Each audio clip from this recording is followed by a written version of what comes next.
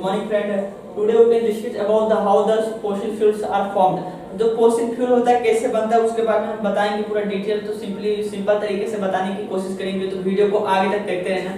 तो सबसे पहले जो होता है फॉसिल मतलब क्या होता है, हम लोग का कोई भी क्रूड ऑयल जो होता है उसी को कहते हैं फॉसिल कहते हैं। ठीक है, तो वो कैसे बनता है, तो उसको बनने में लगभग बहुत सारे साल लग जाते हैं, मिलियन ऑफ द ईयर्स लग जाते हैं उसको बनने में। तो कौन से प्रोसेस से बनता है बात करते हैं। ठीक है, तो सबसे पहले जो होता है वो बनता है ना, जैसे मान कोई प्लांट हो गए ऑर्गेनिज्म से बनता है, प्लांट या एनिमल से बनता है। ठीक, तो ये प्लांट एनिमल जब मर जाते हैं तो मर गए ना, तो जमीन के अंदर मट्टी के अंदर क्या होता है, दब जाते हैं। तो दबने के बाद जो उसका नरम पार्ट होता है वो तो डिके हो जाता है, सर गल जाता है। लेकिन जो उसका हार्ड पार्ट होता है जैसे टीथ हो गया, बोन हो गया, ये सब क्या होता है, एक सेडिमेंट्री रॉक होता है, उसी के नीचे दब जाता है। एक हाई टेम्परेचर और हाई प्रेशर के नीचे जब वो दब जाता है तो कुछ समय बाद वो क्या होगा, डिकम्पोजिशन रिएक्शन उसमें टेक प्लेस करने लगता है। तो डिकम्पोजिशन रिएक्शन जब होने लगता है उसी के बीच में, तो क्या होता है वहां से फॉसिल फ्यूल बनता है हाइड्रोकार्बन से ना। हाइड्रोकार्बन किसे कहते हैं, जिसमें हम लोग का हाइड्रोजन और कार्बन का पार्टिकल होता है। तो ऐसा कोई भी ऑर्गेनिज्म में उसमें हाइड्रोजन और कार्बन का पार्टिकल होता ही है।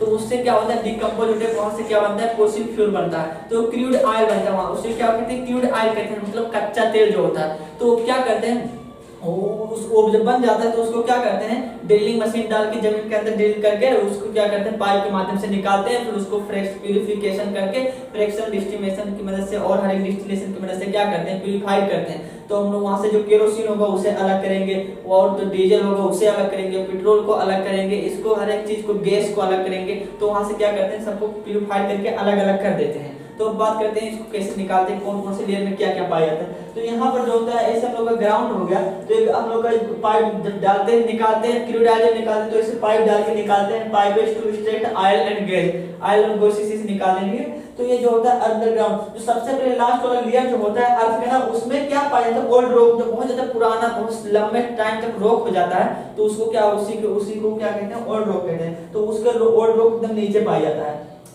तो और फिर बीच वाले लेयर में क्या पाया जाता है, बीच वाले लेयर में फिर से यहाँ पर क्या होता है, ओल्ड रॉक और हार्ड रॉक आ जाता है। यहाँ नीचे ओल्ड रॉक था, अब इस लेयर में, दूसरे लेयर में, बीच वाले लेयर में क्या होगा, हार्ड रॉक होगा। और यहीं पर पानी भी पाया जाता है, जो हम लोग पीते हैं पानी भी पाया जाता है, और वहां पर क्या पाया, गैस भी पाया जाता है, और उसके ऊपर गैस पाया जाता है। और फिर ऑयल जो होता है ना, यहाँ पर जो ऊपर इस पार्ट में पाया जाता है, ऑयल पाया जाता है। फिर ऑयल के ऊपर जो होता है वहां पर क्या होता है, हार्ड रॉक होता है। तो जब पाइप डालेंगे निकलेंगे तो ऑयल से कनेक्ट रहेगा, यहाँ पर गैस भी कलेक्ट हो जाता है, यहाँ पर हम लोग, और ऑयल भी। तो यहीं से क्या करते हैं, स्ट्रेटेड करके निकालते हैं, उसे ड्रिलिंग करके पाइप के माध्यम से निकालते हैं। जो गैस होता है, क्रूड ऑयल जो होता है, गैस होता है, वहीं से निकालते हैं। तो सॉइल ये जो फॉसिल फ्यूल फॉर्मेशन है बहुत ही टाइम लग जाता है इसको डिकम्पोज होने में।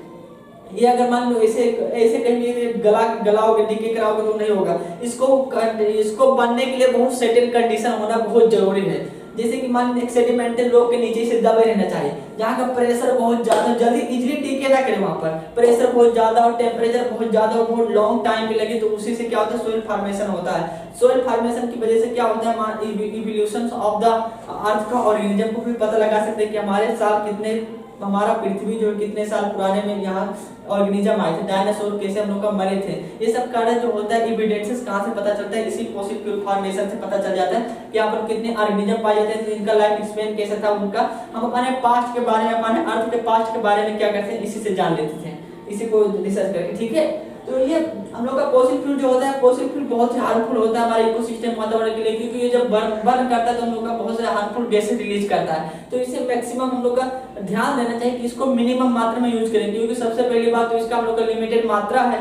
ये non renewable source of energy, use करेंगे सीधे जाएगा, खत्म होता जाएगा, एक समय आ जाएगा खत्म हो जाएगा। ठीक है, तो इसको, और इससे पोल्यूशन बहुत ज्यादा करते हैं, तो इसको ध्यान देना है कि इसको कम से कम यूज करें। अगर मान लो एक बार खत्म भी हो गया ना, तो इसको बहुत सारे मिलियन वर्ष लग जाते हैं इसे बनने में, तो बनने में बहुत ज्यादा टाइम लग जाएगा। तो उसे हम लोग उम्मीद करें कि हमारे जीवन में, हमारे 10 वर्ष में भी बनेगा नहीं, तो वैसे हमें जिंदगी काटनी पड़ेगी ना। इसीलिए जो अभी बचा है उसको बचा के रखने, हल्का यूज करें जहाँ जरूरत हो। ध्यान दें हम लोग का अल्टरनेटिव सोर्स ऑफ एनर्जी में ध्यान दें, तभी क्या कर सकते हैं, हम अपने फ्यूचर जनरेशन को ये सप्लाई करके, हम लोग का ट्रांसफर करके दिखा सकते हैं कि हम लोग का फॉसिल फ्यूल था। नहीं तो बाद में कुछ बचेगा नहीं, एक समय आएगा ऐसा। तो आई होप कि आप समझ गए होंगे how the fossil fuel are form. Thank you for watching.